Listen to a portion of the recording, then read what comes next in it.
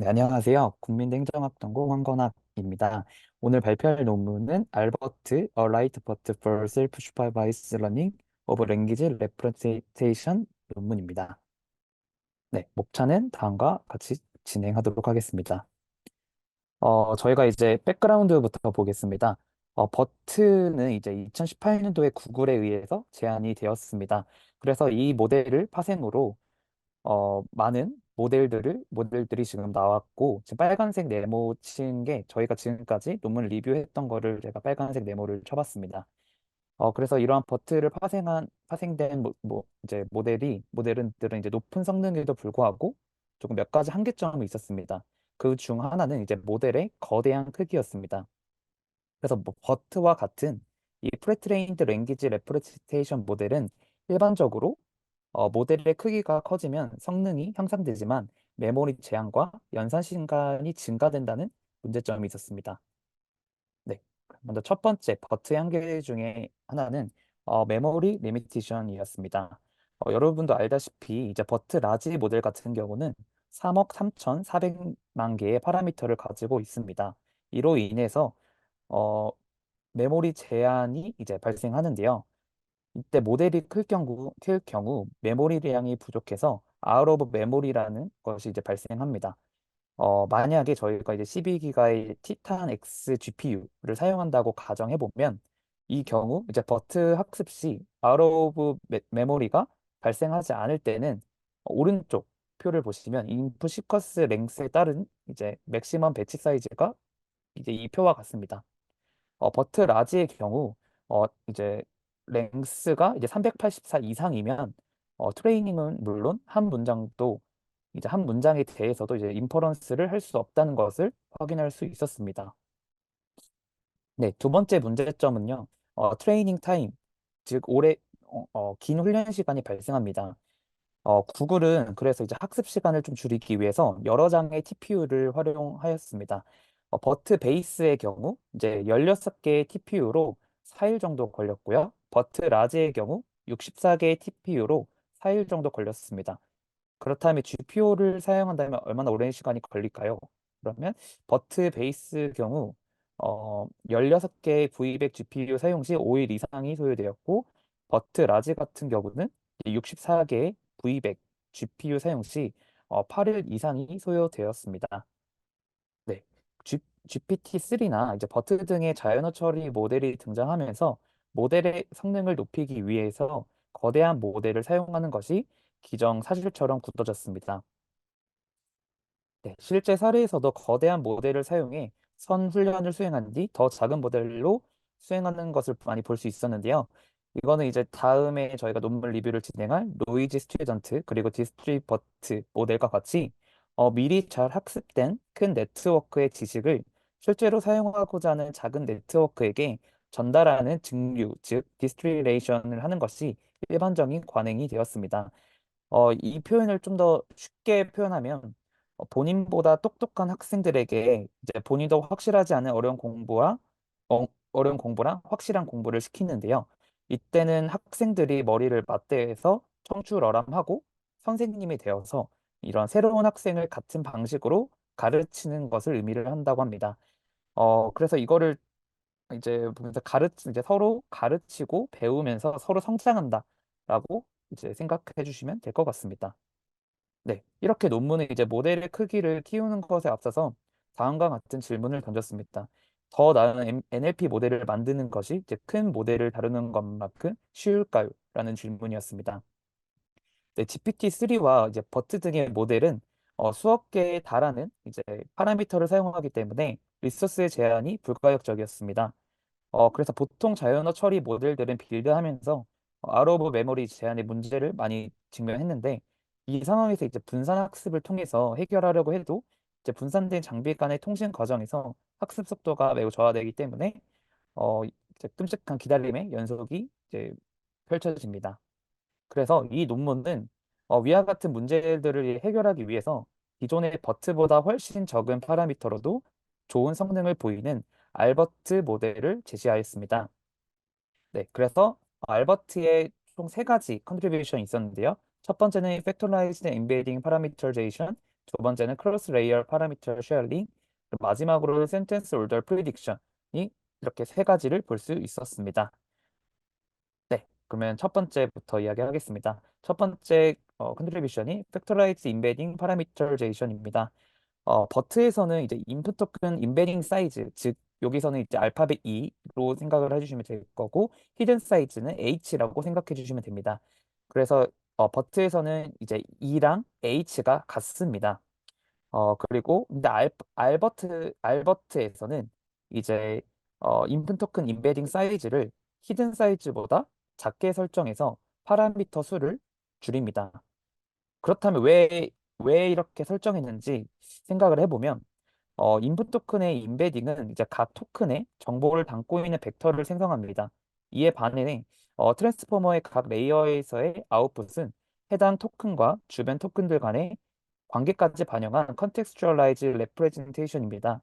따라서 담고 있는 정보량 자체가 다르기 때문에 여기 인풋 토큰 임베딩이 히든 히든 히든 사이즈보다 이제 비교적 작아도 될 것이라고 생각할 수 있습니다. 네, 알버트는 이제 임베딩 파라미터를 이제 팩토라이제이션 하에서 두 개의 작은 행렬로 인수분해, 즉 분리합니다. 즉 이제 원합 벡터를 h 크기의 벡터로 바로 프로젝션 하지 않고 이 크기의 전차원 임베딩 벡터를 거쳐서 프로젝션합니다. 이를 통해 임베딩 파라미터 개수는 v 곱하기 h 비고에서 v 곱하기 2 더하기 2 곱하기 h인 비고로 줄어들게 됩니다. 즉 VH의 파라미터는 VE 더하기 EH의 좀 더 작은 비고로 줄게 됩니다. 네, 알버트에서는 이제 V 곱하기 2 그리고 2 곱하기 H 두 개의 매트릭스를 연달아 곱하는 방식으로 H 사이즈의 토큰 임베딩을 만들어 줍니다. 버트의 경우 이제 V가 이제 3만으로 상당히 크고 이에 반해 E와 H는 작은 값이므로 알버트에서는 파라미터 수를 줄일 수 있었습니다. 그래서 이런 임베딩 과정을 두 개의 매트릭스로 나누어서 수행하므로 팩토라이즈드 임베딩이라고 이제 합니다. 네. 일반적으로 임베딩 계층은 사전 워드 임베딩 차원에 있는 이제 토큰의 총 개수만큼 파라미터를 가지고 있는데요. 왼쪽에 이제 그 그림을 보시면 V는 3만 그리고 E는 768이 있는 이제 버트 기반의 워드 임베딩에서 약 23만 23M으로 전체 파라미터 108M의 21%에 차지하는 상당한 큰 부분을 이제 차지합니다. 근데 하지만 이제 오른쪽에 보시면 알버트 베이스 같은 경우는 인수분해 임베딩 매개변수화 이후 아까 말씀대로 v 곱하기 2 더하기 2 곱하기 h의 비고로 결정이 되었는데요. 이때 v는 3만 그리고 e는 128 그리고 h는 768입니다. 그래서 이를 기준으로 계산을 해보면 약 4m으로 기존 방식의 약 6분의 1 수준으로 볼 수 있습니다. 네, 두 번째 컨트리뷰션은 크로스 레이어 파라미터 쉐어링입니다. 이는 말 그대로 이 트랜스포머 레이어 간 같은 파라미터를 공유하며 사용하는 것을 의미를 합니다. 근데 이러한 아이디어는 알버트에서 처음 제안된 것은 아니라고 합니다. 유니버설 트랜스포머에서도 이제 각 레이어는 이제 파라미터를 공유한다고 하는데요. 이는 아래 그림에서처럼 트랜스포머의 각 레이어의 아웃풋이 다시 인풋으로 들어가는 형태로 리커시브 트랜스포머라고도 볼 수 있습니다. 네. 그래서 오리지널 이제 버튼은 위와 같이 이제 트랜스포머 모델을 12층으로만 쌓아서 만든 구조인데요. 따라서 원래 트랜스포머에 이제 12배만큼의 파라미터가 필요하였습니다. 하지만 알버트 모델 같은 경우는 오리지널 버트처럼 트랜스포머를 일일이 쌓지 않고 한 계층을 계속 반복해서 사용합니다. 그래서 이 때문에 이제 파라미터 수를 매우 절약할 수 있었다라고 합니다. 그리고 아까 보면 한 개의 층을 계속 사용하기 때문에 크로스 레이어 파라미터 쉐어링이라는 이름이 붙여졌다고 합니다. 그래서 마지막 문장을 보시면 이 하나의 레이어가 이 여러 층의 레이어의 기능을 모두 할 수 있도록 학습될 것을 기대한다고 이제 논문에서 적혀 있었습니다. 네, 이런 식으로 n번 반복하는 모습을 볼 수 있습니다. 네, 그리고 마지막으로 세 번째 컨트리뷰션은 센텐스 올더 프리딕션입니다. 네. 이 모델 같은 경우는 저희가 원래는 저희가 NSP, Next Sentence Prediction을 저희가 많이 볼 수 있었는데 이 NSP는 두 번째 문장이 이제 첫 문장의 다음 문장인지를 맞추는데 학습 데이터 분석 시 이제 두 번째 문장 실제 문장 즉 이제 퍼스티브 이그젬플이라고 이제 됩니다. 근데 하지만 임의로 뽑은 문장은 첫 문장과 완전히 다른 토픽의 문장의 확률이 높으므로 문장 간 연관관계를 학습하기보다는 이제 두 문장이 같은 토픽에 대해 말하는지를 판단하는 토픽 프리딕션에 가깝습니다. 근데 이에 반해 이 센텐스 올더 프리딕션의 학습 데이터는 실제 연속인 두 문장과 두 문장의 순서를 앞뒤로 바꾼 것으로 구성되고 문장의 순서가 옳은지 여부를 예측하는 방식으로 학습을 합니다. 그래서 따라서 이제 센텐스 올더 프리딕션 학습 시 두 문장의 연관관계를 보다 잘 학습할 것이라고 기대할 수 있었습니다. 네. 그래서 총 세 가지 저희가 네, 그 컨트리뷰션을 봤고요. 알버트 모델 스트럭처를 조금 찾아봤는데 이러한 모델을 저희가 네, 구성한다고 생각해 주시면 될 것 같습니다. 네, 그네 번째 부분입니다. 네 번째는 실험과 결과에 대해서 살펴보도록 하겠습니다. 네, 논문에서는 다음과 같이 알버트를 학습해서 성능을 평가했습니다. 먼저 배치 사이즈는 4096, 그리고 스텝은 이제 12만 5천 스텝, 그리고 모델의 크기에 따라서 CPU V3를 64에서 1024 정도 칩을 이제 활용했다고 합니다. 그리고 트레이닝 데이터는 이제 버트와 같이 북컴퍼스 그리고 위키피디아를 사용했고 데이터셋은 이 세 가지를 사용했다고 합니다. 네. 첫 번째 실험은 이제 메모리 리미테이션이었습니다. 네, 이제 위에 이제 표와 같이 버트 모델보다 알버트가 훨씬 적은 파라미터를 사용하는 것을 확인할 수 있었습니다. 그리고 이제 알버트는 버트와 같은 이제 레이어 수 그리고 히든 사이즈에서 모델의 크기가 훨씬 적음을 확인할 수 있었습니다. 그리고 마지막으로 레이어 수 그리고 히든 사이즈가 같을 때 알버트는 버트보다 학습 속도가 매우 빠르다라고 여기서 확인할 수 있었습니다. 네, 그리고 두 번째는 트레이닝 타임이었습니다. 이 트레이닝 타임은 어, 마찬가지로 이제 레이어 수 그리고 히든 사이즈가 같을 때 알버트가 이 버트보다 학습 속도가 매우 빠른 것을 이제 확인할 수 있었습니다. 근데 다만 어, 여기서 조금 제가 공부하면서 느꼈던 건 계산량이 얼마나 적어지고 등의 명확한 이유는 아직 정확히 제가 파악하지 못해서 이건 좀 더 공부하고 업로드를 진행하도록 하겠습니다. 네. 그리고 또 세 번째 실험은요. 이제 팩토라이즈드 임베딩 파라미터제이션이었습니다. 이 여기에서는 이제 다운스트림 태스크에서 임베딩 사이즈를 변경하여 알버트의 성능을 확인하였습니다. 파라미터를 공유하지 않는 이제 non-shared condition 그 버트 스타일에서는 임베딩 사이즈가 이제 클수록 모델 성능이 증가하지만 상승폭이 그렇게 크지는 않았습니다. 하지만 이제 파라미터를 공유한 이제 알버트 스타일 즉 all shared condition에서는 128 사이즈가 가장 좋은 결과를 여기서 보였습니다. 그래서 따라서 이후 실험에서는 임베딩 사이즈를 128을 사용하였다고 하였습니다. 네, 두 번째 실험은 크로스 레이어 파라미터 쉐어링이었습니다. 이 부분 같은 경우는 이제 네, 모든 레이어에서 이제 공유를 하고 그리고 총 네 가지의 실험이 있었는데요.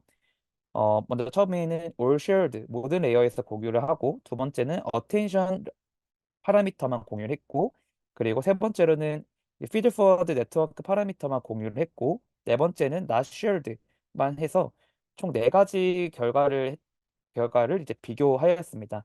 네, 여기서 보시면 공유하는 파라미터가 이제 증가할수록 전체 파라미터 수는 감소하지만 성능이 저하될 수 있었습니다. 근데 이때 임베딩 사이즈가 128인 경우 이 위에인 이제 768인 경우에 비해서 성능 저하가 덜한 것을 저희가 확인할 수 있었습니다.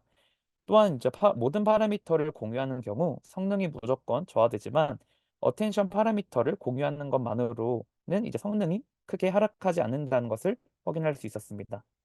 네, 그리고 세 번째는 센텐스 올더 프리딕션이었습니다. 네, 여기에서는 어, 네, 문장 예측 과제를 수행하는 방법에 따라서 여기 맨 위에 논인 건데 논은 이제 엑셀넷 또는 이제 로버타를 생각해 주시면 되고요. NSP는 버트를 생각해 주시면 되고 센텐스 오더 프레딕션 같은 경우는 알버트를 생각해 주시면 됩니다. 그래서 이거 세 가지를 비교한 결과를 보면 첫 번째로는 이제 NSP 태스크만으로는 SOP 태스크의 성능을 높이지 못하지만 이제 반대로 SOP의 태스크에서는 NSP 태스크의 성능을 높이는 것을 저희가 확인할 수 있었습니다. 이는 NSP가 토픽 쉬프트만을 모델링한다는 기존 논문의 가정과 일치하였습니다. 네. 그러면 같은 시간 동안 훈련하면 어떻게 되는지 저희가 확인할 수 있었습니다.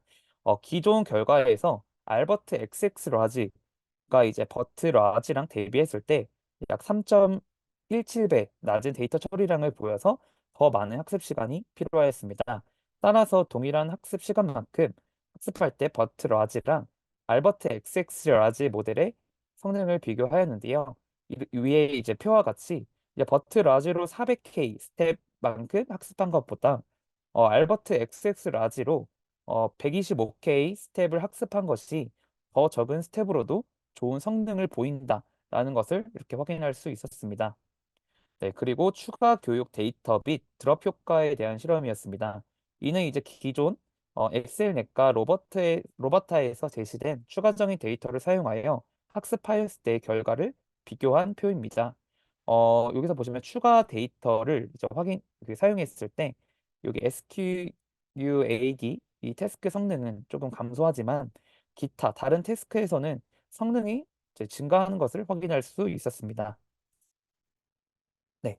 그리고 이제 The Effects of an Ending Data 그리고 네, Removing Dropout During Training 부분의 실험입니다. 이거 같은 경우는 이제 알버트 모델을 이제 1M 정도 이제 스텝 이상 학습한 경우에도 위에 그림과 같이 오버피팅을 관측하지 못했다는 것을 확인할 수 있었습니다. 그래서 이제 이에 모델의 이제 캐퍼시티를 늘리기 위해서 드롭아웃을 제거한 뒤 학습을 진행해 봤습니다. 그런데 위에 표와 같이 좀 드롭아웃을 제거했을 시 오히려 다운스트림 태스크에서 성능이 향상된 것을 저희가 확인할 수 있었습니다. 그러나 이러한 점이 이제 트랜스포머 모델에 일반적으로 적용되는 사례인지에 대해서는 추가적인 검토가 필요함을 이제 언급하는 것을 제가 논문에서 확인할 수 있었습니다. 네, 네. 나머지 실험은 네, 이런 태스크에서 좋은 성능을 알버트가 보인다는 것을 저희가 네, 확인하는 그런 표라고 생각해 주시면 되겠습니다. 네, 이렇게 네, 정리를 하면요. 마지막 컨클루전 부분입니다. 저희가 먼저 이슈 사항은 아까 버트 모델을 저희가 사용했을 시 총 두 가지 문제점이 있었는데요.